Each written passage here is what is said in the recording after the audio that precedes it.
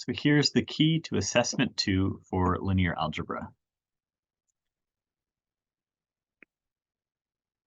The quote is, "He is like the fox who effaces his tracks in the sand with his tail." And Niels Henrik Abel, 1802 to 1829, Norwegian mathematician. The warm-ups. First, what is E2? E2 is the standard basis element as a 1 in the second position. The 2 here matches the 1 that's there. Everything else is a 0.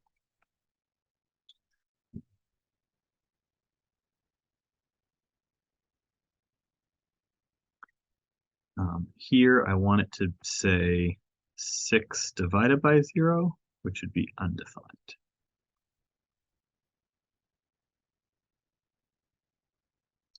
Negative 5 squared, remember the square is on the 5, not the negative, so this would be negative 25. And in the quote above, here's the quote. Abel is talking about Gauss's writing style. According to Abel, how easy was it to understand Gauss's work? Answer using complete English sentences. So he's like the fox. Foxes are sly, who effaces, that would be covers up his tracks in the sand with his tail. Sand already doesn't show much. So I think Abel was saying that Gauss was hard to understand. Abel said Gauss was hard to understand.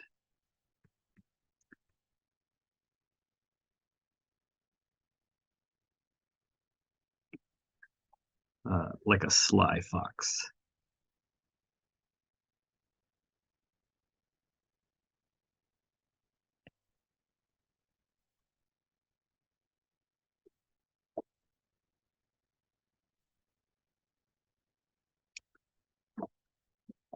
Question 2. Describe all solutions of ax equals b in parametric vector form, where A is row equivalent to the matrix that is given here. So if this is our matrix, we know there's one variable for each column, x1, x2, x3, x4, x5, x6.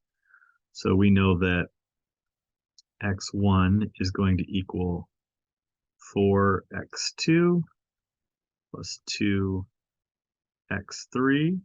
Well, it looks like we might be able to row reduce because this isn't quite in the right form.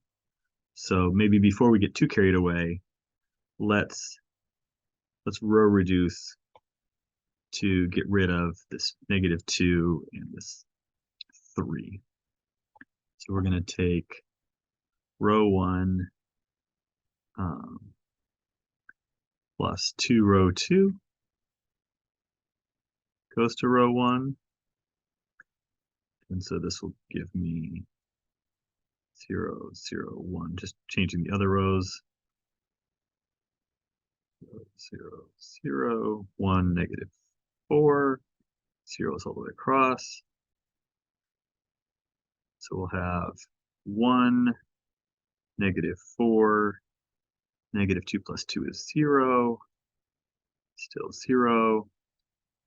3 plus 0 is 3, -5 plus -2 would be -7.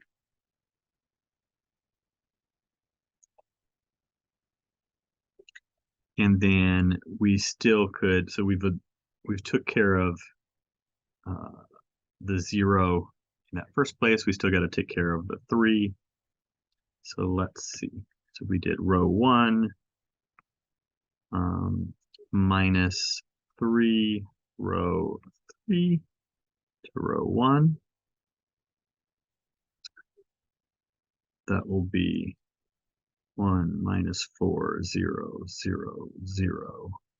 -7 plus 3 is -4. 0, 0, 1, 0, 0, -1. 0, 0, 0, 0, 1, -4. 0, 0, 0, 0, 0, 0. So we have our pivots in these 3 positions, and we have free variables Looks like we've got 3 different free variables. Okay, back to where I thought we were to begin with. So we have x1 is equal to 4x2 plus 4x6. x2 is free. x3 is equal to x6. x4 is free. x5 is equal to 4x6, and x6 is also free. So in vector form, we have that x is equal to, looks like our first free variable is x2.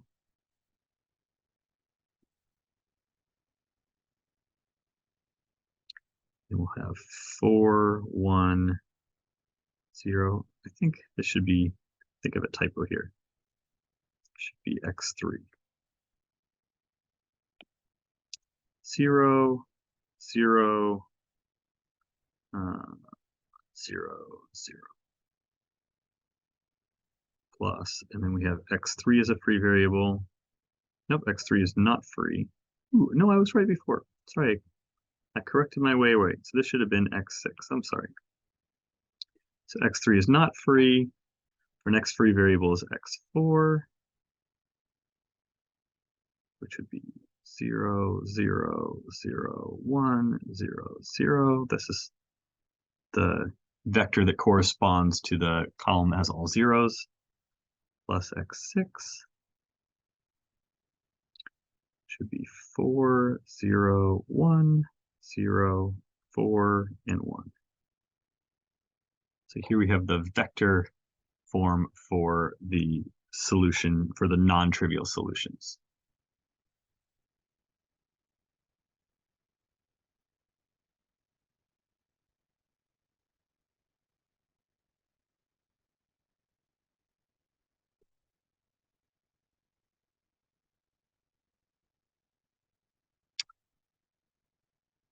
Question 3, true or false? Please provide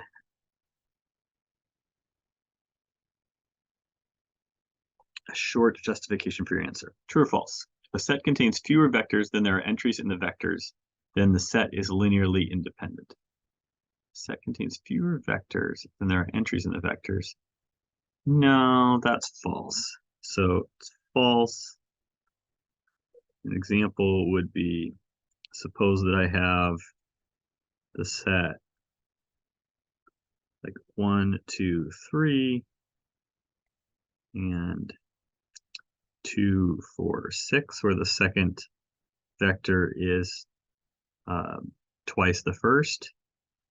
So here there are definitely fewer vectors than there are entries in the vectors, because there's 2 vectors and 3 entries, and the set is clearly linearly dependent.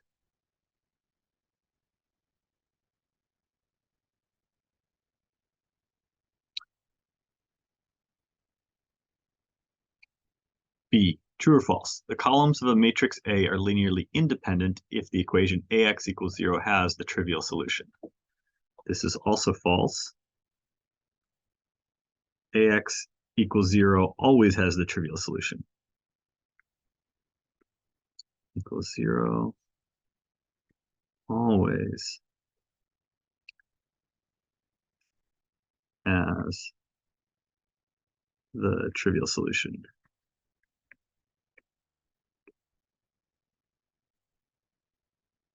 Okay. As a matter of fact, it's linearly independent if it only has the trivial solution. The columns of A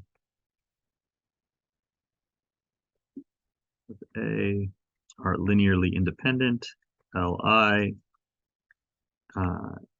if and only if AX equals 0 has only the trivial solution.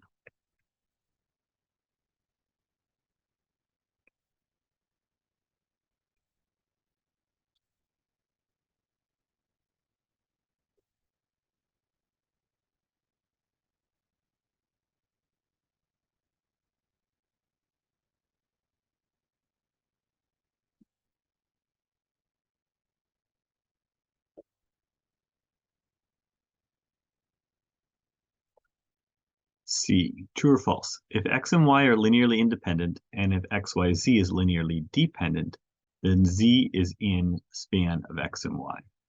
This one is true.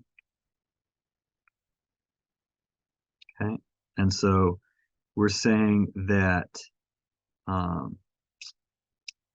x and y are linearly independent. That means that c1x plus c2y equals 0 if and only if IFF c1 equals c2.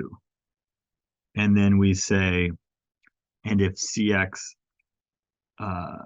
is linearly dependent, so I'd be saying, and we're saying there's some, I don't know, a1, I don't want to use c's again to confuse it, x plus a2y plus a3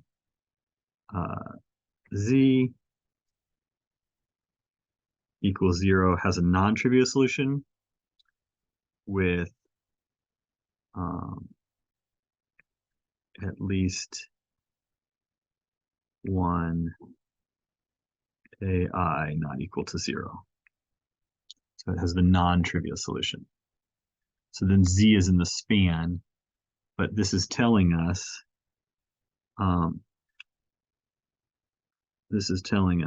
that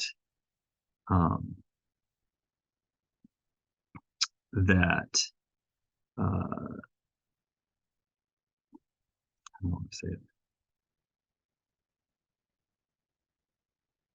This is sort of what the definition is. To figure out how to phrase it.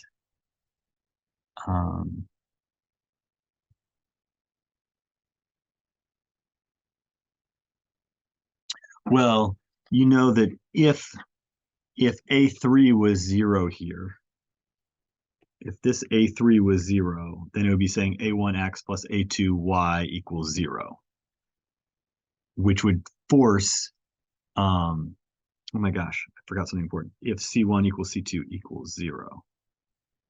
So if you had A3 equals 0, that would mean A1x plus A2y equals 0, but that's only true if A1 and A2 are equal to 0. So that tells you, which would be a contradiction with what we have before. So that tells us that A3 cannot be 0. A3 cannot be 0, which if A3 is not 0, that tells us that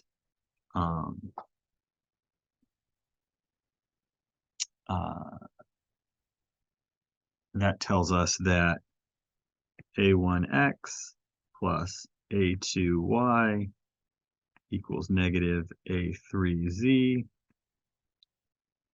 which is to say z is in the span of xy.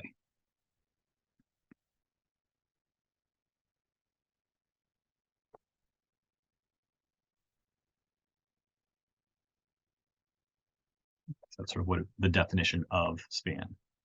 So we know that one works.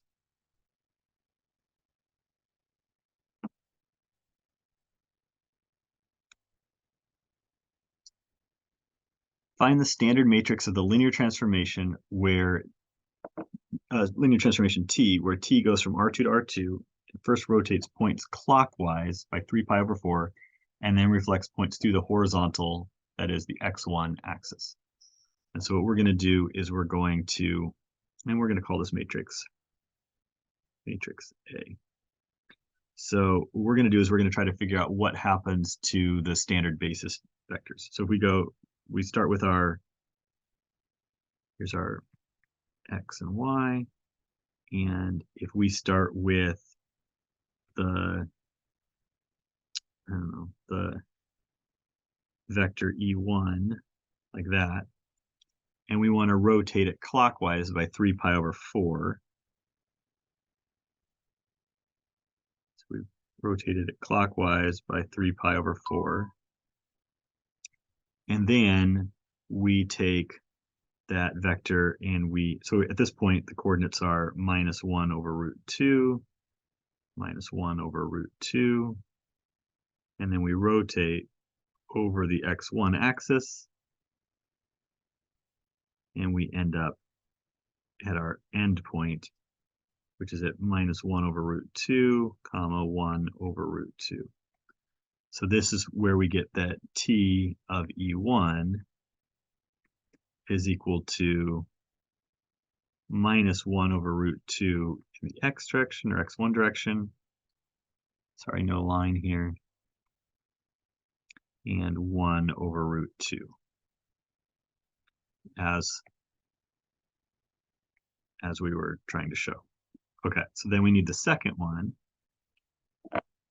So if we start with E2,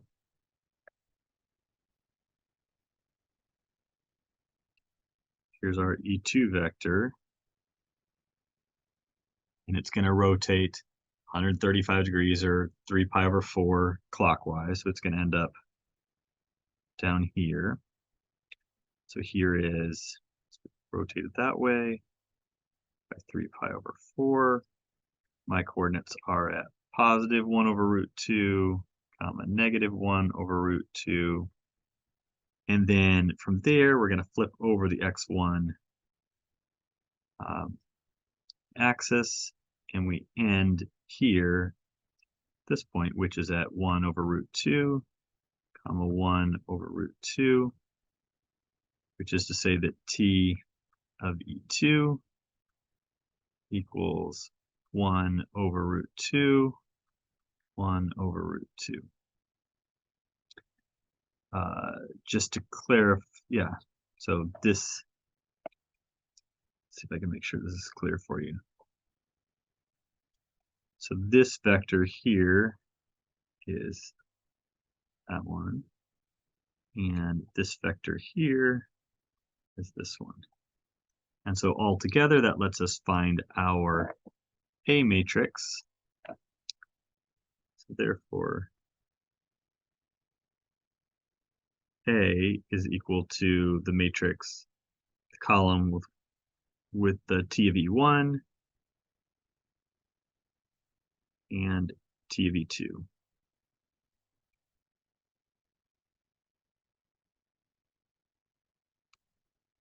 Clean up that bracket. So again, this is T of E1, T of E2.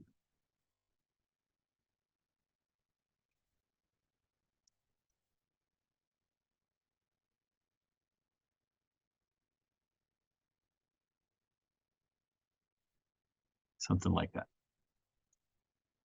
So there you have the last question on our assessment. Hope that helped.